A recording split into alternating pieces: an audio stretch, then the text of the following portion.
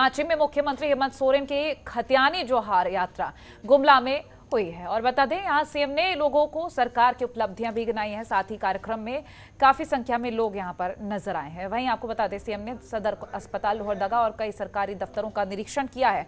इस दौरान आपको बता दें मुख्यमंत्री ने कई लोगों से मिलकर उन आभार भी व्यक्त किए हैं। वहीं आपको ये भी बता दें कि सीएम सोरेन 13 दिसंबर को खतियान जोहार यात्रा में शामिल होंगे।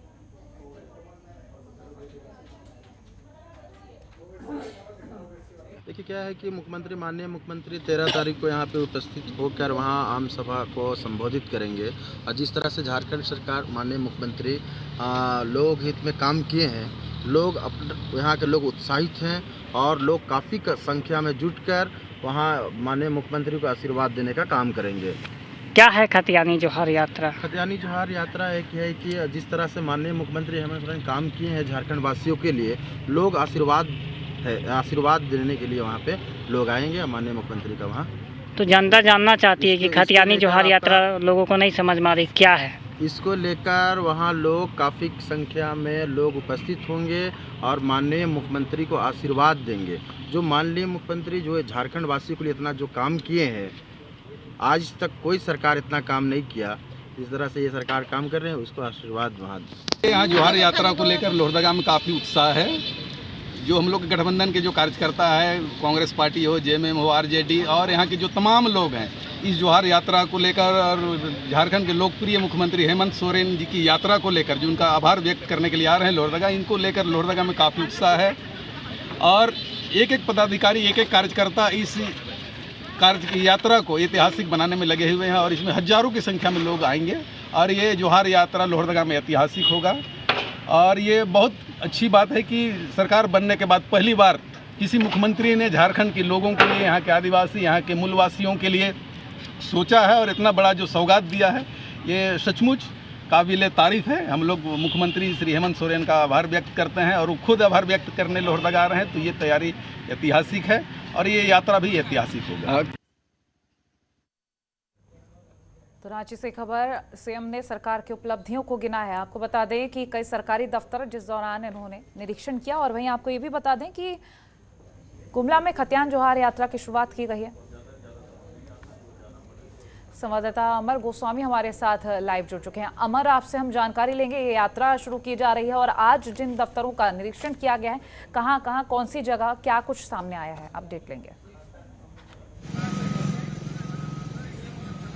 जी कोमल, मैं आपको बताऊं कि सीएम हेमंत सोरेन अभी 8 बजे लोहरदगा आगमन है उनका। उसके बाद वो परिसदन भवन पहुंचेंगे। उसके पश्चात हो संभावना जताई जा रही है कि विभिन्न कार्यालय का वो निरीक्षण करेंगे और अधिकारियों के साथ परिसदन भवन में बैठक करेंगे। जी अमर, आपसे ये भी जानेंगे कि सुरक्षा के इंतजाम कैसे किए गए हैं।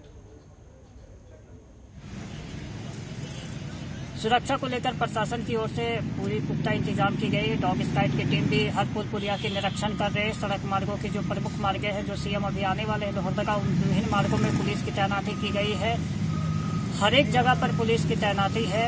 इसमें प्रशासन दिन रात जुटे हुए भी। अमर, आप ये भी बताइए कि अगले दिन की क्या रणनीति है, क्या कुछ सामने आएगा, क्योंकि जनता से जोड़ने की पूरी कोशिश की जा रही है। जी 13 दिसंबर को सीएम हेमंत सोरेन जिला परिषद में वो बैठक करेंगे। गुमला और लोहरदगा के लोग रहेंगे, उसमें पदाधिकारी शामिल होंगे। उसके पश्चात 3:30 बजे लगभग सीएम हेमंत सोरेन समाहरणालय स्थित मैदान में खतियानी जोहार यात्रा को संबोधित करेंगे। इसमें आम लोगों को भी कई सौगात भी दे सकते हैं सीएम हेमंत सोरेन। ठीक है, चलिए, शुक्रिया ये जानकारी हम तक पहुंचाने के लिए। और हजारीबाग में साइबर अपराधियों ने हजारीबाग डीएसओ का लॉगिन हैक कर सैकड़ों की संख्या में फर्जी राशन कार्ड जारी कर दिए हैं। बता दें हैकर्स ने सैकड़ों की संख्या में ऐसे ग्रीन कार्ड को बिना कोटा ही गुलाबी कार्ड में बदल दिया है। हजारीबाग के जिला आपूर्ति पदाधिकारी अरविंद कुमार ने बताया कि अन्य जिलों की खबर आने के बाद उनके कान खड़े हुए, तब जाकर उन्होंने गहनता से छानबीन शुरू की। तब उन्हें समझ में आया कि उनके लॉगिन आईडी को हैक कर लिया गया। पूरे मामले में जानकारी पुलिस को दी गई है। बता दें अब आगे जो निर्देश आएंगे उसका अनुपालन किया जाएगा। हालांकि हजारीबाग में राशन कार्ड बनाने पर रोक लगा दी गई है, जिससे आम लोगों को काफी ज्यादा परेशानी हो रही है।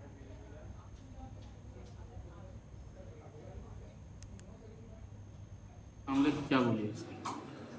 आईडी हैक हजारीबाग जिला अंतर्गत 1014 कार्ड जो ग्रीन का था उसको कार्ड में जाति चेंज कर दिया, पीवीटीजी चेंज कर दिया गया, जो सौता वो पीएच में कन्वर्ट हो गया है।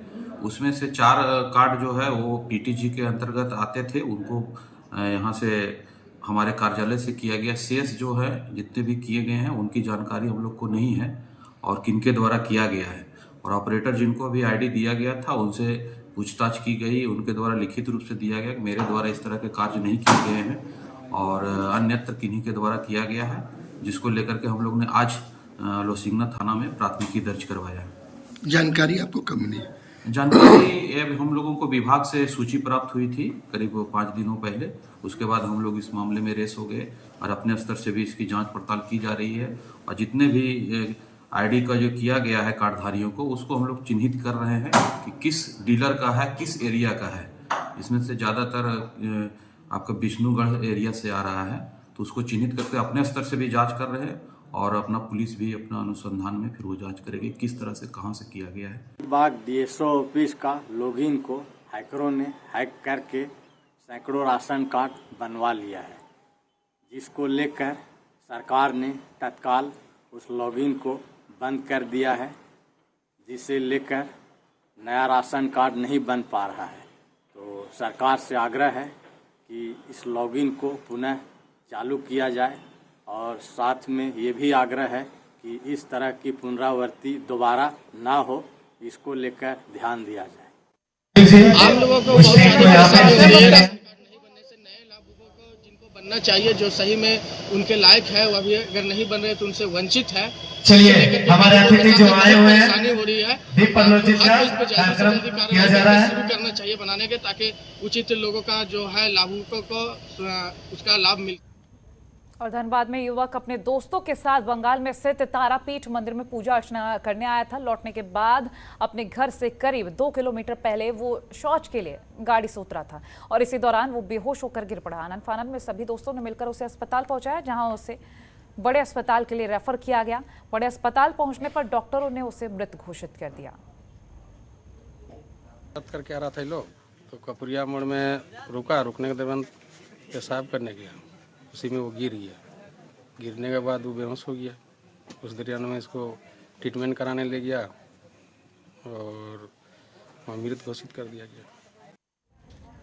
और धनबाद में प्रशांत तुलसियान के कोयला प्लांट में अपराधियों ने चोरी की घटना को अंजाम दिया है। बता दें, प्लांट में मौजूद सुरक्षा कर्मियों को बंधक बनाकर और हथियार के बल पर लाखों रुपए की डकैती की है। वहीं सूचना पाते ही घटनास्थल पर पहुंची पुलिस और मामले की जांच कर रही है। आपको बता दें कि 10 लाख रुपए मूल्य के तांबा, electrical wire, motor, electrical parts अपराधियों ने लूटे हैं।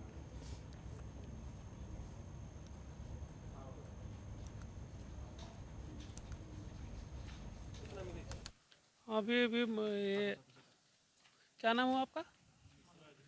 मिश्रा जी बताया कि हमारे बंद प्लांट में चोरी हो गई है। हम लोग भाई ये जांच में भी आए हैं, जांच करके जा रहे हैं।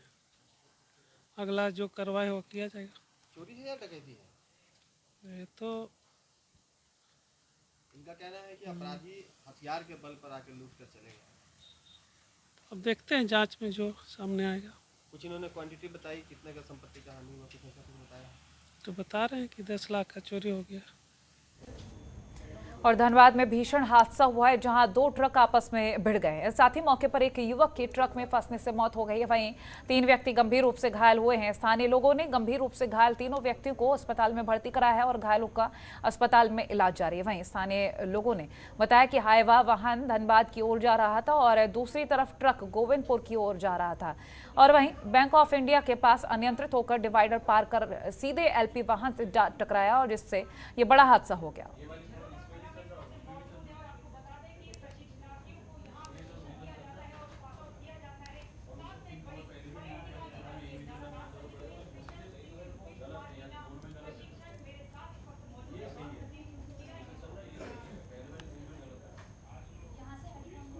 सीएम नीतीश कुमार की कैबिनेट बैठक खत्म हो गई। बता दें कुल 12 प्रस्तावों पर मोहर लगी है। इसमें 115 करोड़ 41 लाख रुपए प्रशासनिक स्वीकृति पर मोहर लगी है। बता दें कि गोपालगंज में पुलिस लाइन बनेगी। इसमें प्रतियोगिता परीक्षा में शामिल होने के लिए 5 मौके मिलेंगे। बीपीएससी में बैठने के लिए अब 5 मौके दिए जाएंगे। तो कुल 12 प्रस्ताव हैं जिन पर मोहर लगी है और उनमें से एक प्रतियोगिता परीक्षा भी है जिनमें अब 5 मौके दिए जाएंगे। बता दें प्रशासनिक स्वीकृति पर मोहर लगाई गई है। गोपालगंज में पुलिस लाइन बनेगी। बड़ी खबर आपसे हम साझा कर रहे हैं इस वक्त की।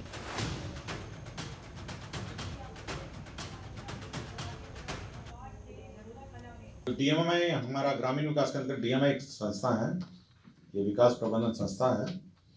उसके विकास के लिए 98 करोड़ 45 लाख रुपए सहायक अनुदान के रूप में राशि दी गई।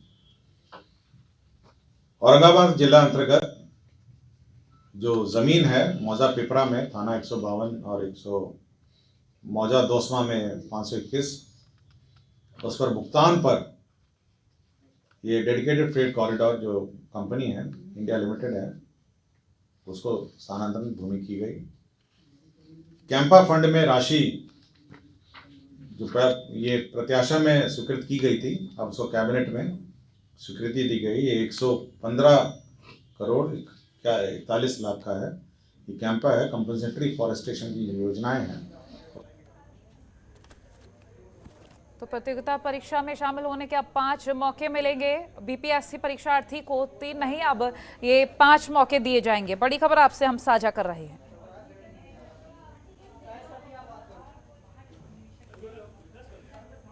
बहरहाल ऐसे 12 प्रस्ताव हैं जिन पर मोहर लगाई गई है। तो अब 3 नहीं 5 मौके दिए जाएंगे और ऐसे में परीक्षार्थियों को सहूलियत रहेगी। 12 प्रस्ताव पर ये मोहर लगाई गई है। तो गोपालगंज में पुलिस लाइन भी बनेगी, ये भी एक प्रस्ताव था। 12 ऐसे प्रस्ताव हैं जिन पर मोहर लगा दी गई है।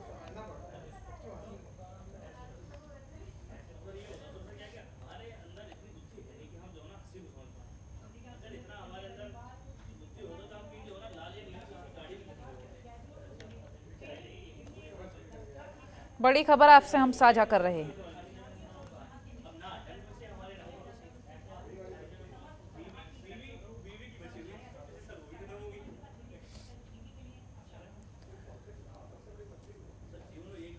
बारह प्रस्ताव जिन पर मोहर लगा दी गई है।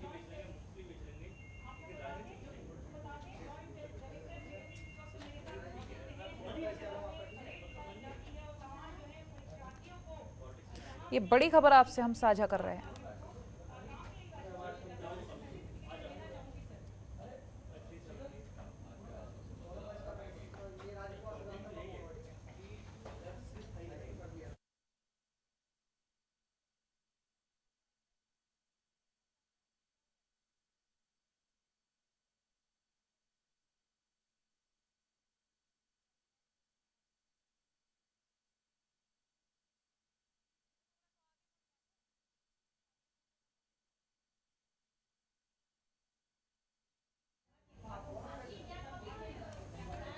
राजीव हमारे साथ जुड़ चुके हैं पटना से। राजीव, 12 प्रस्ताव बताए जा रहे हैं जिन पर मोहर लगी, उनमें से 3 मौके से 5 मौके कर दिए गए बीपीएससी परीक्षार्थियों के लिए। 12 प्रस्तावों के बारे में हम जानेंगे क्या क्या खास रहा है। कोमल, बिल्कुल मैं बता दूं कि आज जो कैबिनेट की जो अहम जो बैठक मतलब की हुई उसमें मुख्यमंत्री के अध्यक्षता में जो मतलब आज कैबिनेट की जो बैठक हुई है इसमें मतलब 12 जो मुख्य जो एजेंडों पर मतलब मोहर लगी है। और हम बता दें कि बिहार खेल प्राधिकरण पटना की सुगम संचालन के लिए बायलॉ के पर एवं प्रस्ताव पर स्वीकृति दी गई। बिहार नगर पालिका प्लास्टिक अपशिष्ट प्रबंधन संशोधन मॉडल उप विधि 2022 की स्वीकृति मतलब की दी गई है। और बताते चले कि कैबिनेट की मीटिंग के बाद मीडिया से कैबिनेट के जो अपर मुख्य सचिव हैं डॉक्टर एस सिद्धार्थ, उन्होंने बताया कि सिंगल यूज प्लास्टिक का उपयोग करते समय अगर आम आदमी भी पकड़े गए तो उन्हें जुर्माना देना होगा। इसके लिए उन्हें कई कैटेगरी बनाया गया है। अगर बाजार में सिंगल यूज प्लास्टिक लेते हुए पकड़े गए तो इसके लिए भी फाइन देना होगा। पहली बार पकड़े जाने पर 100 रुपए, दूसरी बार पकड़े गए तो 200 रुपए और तीसरी दफे पकड़े गए तो 500 रुपए जुर्माना लगेगा। सिंगल यूज प्लास्टिक के कमर्शियल उपयोग पर भी पहले दफे 1500 रुपए, फिर उसके बाद दूसरी बार 2500 और उसके बाद 3500 लगेगा। वही अगर प्लास्टिक को खुले तौर पे अगर कोई जलाता है तो पहली दफे 2000 रुपए जो है जुर्माने उसले जाएंगे, दूसरी बार 3000 और तीसरी दफे 5000। तो आप समझ सकती हैं कि ये कोमल प्लास्टिक को रोकने के लिए बिहार सरकार जो है एक तरह से कवायद शुरू कर दी है और इसको सार्वजनिक तौर पर भी लोगों में एक मैसेज था, उसको लेकर आज जो कैबिनेट में अहम मुद्दा मतलब यही रहा है। कोमल, चलिए शुक्रिया राजीव हमारे साथ जुड़ने के लिए और ये जानकारी साझा करने के लिए। नालंदा जिले के लिए आज ऐतिहासिक दिन है। 410 करोड़ रुपए की लागत से राजकीय दंत चिकित्सा महाविद्यालय और अस्पताल पटना भागनबीघा रहुई का उद्घाटन बिहार के मुख्यमंत्री नीतीश कुमार के हाथों हुआ है। गौरतलब है कि इस कार्यक्रम की अध्यक्षता बिहार के उप मुख्यमंत्री तेजस्वी प्रसाद यादव के द्वारा किया गया है और राजकीय दंत चिकित्सा महाविद्यालय अस्पताल पटना का शिलान्यास भी बिहार के मुख्यमंत्री नीतीश कुमार के हाथों ही किया गया था और इसका उद्घाटन भी बिहार के मुख्यमंत्री नीतीश कुमार के हाथों हुआ है।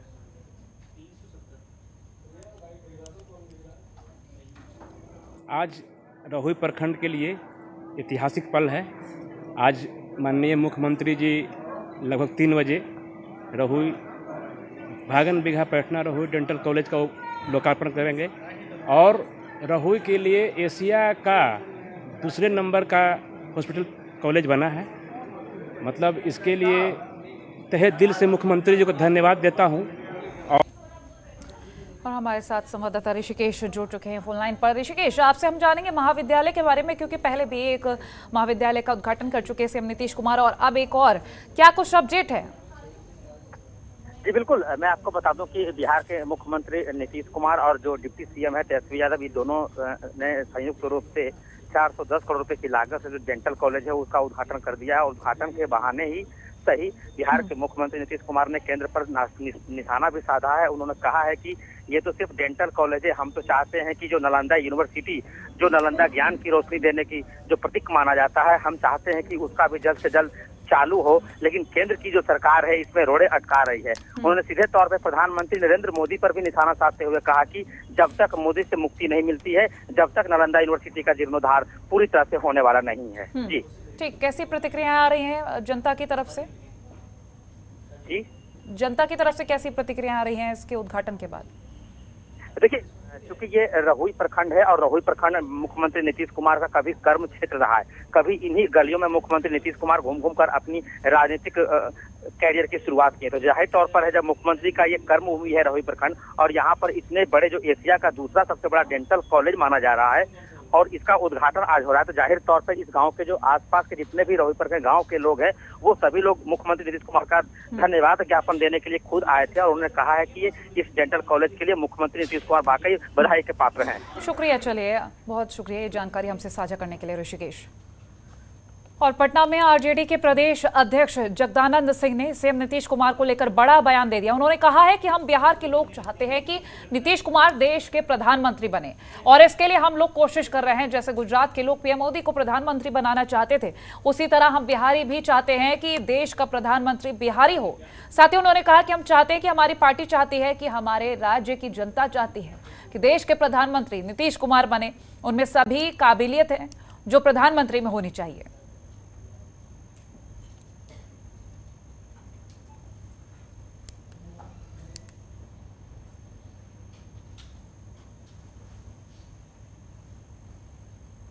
हर फ्रंट मेन फ्रंट है, हर फ्रंट वाले हम मानते हैं, मैं भी मानता हूँ। और बाकी फर्स्ट सेकंड कौन हुआ कि हम थर्ड हो जाएंगे? हम लोग का फ्रंट फर्स्ट है।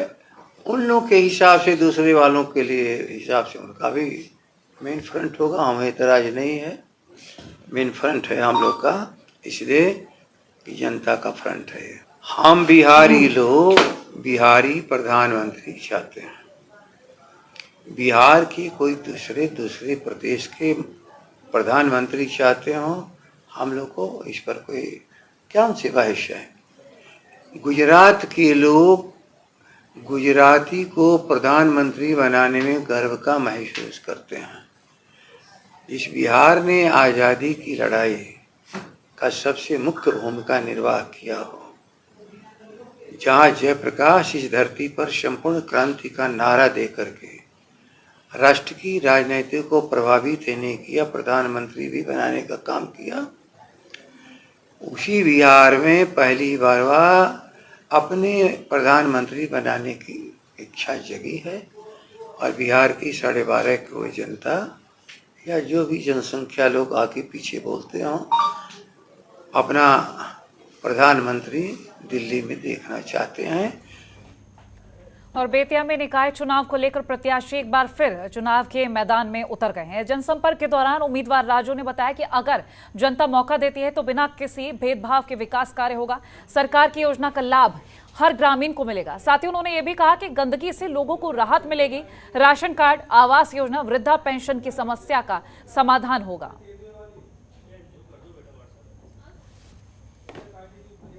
और दरभंगा में हाल्ट निर्माण को लेकर 6 अक्टूबर से सकरी हसनपुर रेल ट्रैक पर पंडाल लगाकर ग्रामीणों ने अनिश्चितकालीन धरने पर बैठ गए हैं। और वहीं जिस कारण इस रूट पर चलने वाली दरभंगा बिरौल पैसेंजर ट्रेन का परिचालन भी बंद करना पड़ा है। ग्रामीण बैगनी गांव के नजदीक हाल्ट निर्माण कराने की मांग को लेकर लगातार धरना दे रहे हैं। इस दौरान रेलवे और सरकार के खिलाफ जमकर नारेबाजी भी की जा रही है। कई बार ट्रेन का परिचालन शुरू करने के दरभंगा रेल प्रशासन और आरपीएफ ने आग्रह किया है, लेकिन संघर्ष समिति के लोग मानने को तैयार नहीं। उनका कहना था कि जब तक रेलवे के पदाधिकारी यहां आकर हाल्ट निर्माण कराने की घोषणा नहीं करते, तब तक वो लोग ट्रैक पर से नहीं हटेंगे। वहीं संघर्ष समिति के अध्यक्ष रामधनी झा और बैगनी के पूर्व मुखिया राजन कुमार झा को मोबाइल फोन से समस्तीपुर के डीआरएम से वार्ता भी हुई, लेकिन परिणाम कुछ नहीं सामने आया है। और नवादा में 2 साल की बच्ची के जिंदा जलने से मौत हो गई है। और जानकारी के मुताबिक बच्ची के माता पिता खेत में काम कर रहे थे। 2 साल की मासूम अपनी 2 बहनों के साथ खेल रही थी, तभी अचानक पराली में आग लगने से हादसा हो गया, जिसमें मासूम बच्ची बुरी तरह से झुलस गई। आनन फानन में उसे अस्पताल ले जाया गया, जहां डॉक्टर्स ने उसे मृत घोषित कर दिया है। हादसे के बाद पूरे परिवार में कोहराम मचा हुआ है। फिलहाल पुलिस इस मामले की जांच में जुटी हुई है।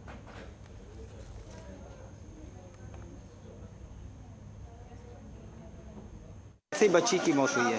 घर के बगल में ही नेवारी का बोझा रखा हुआ था, 4-5 हज़ार नेवारी का बोझा था। वहाँ पे बच्चा लोग सब खेल रही थी और बड़े लोग जो भी थे, अभी खेती मजदूरी का समय है, सभी लोग अपने अपने काम के लिए खेत पर गए हुए थे। कोई बड़ा वहाँ पे था नहीं। एकाएक हल्ला हुआ कि आग लग गया, आग लग गया। तो बच्चा लोग भी था, वो सब भी नहीं समझ पाया क्या हुआ नहीं हुआ। बड़े लोग आए तो देखे एक बच्ची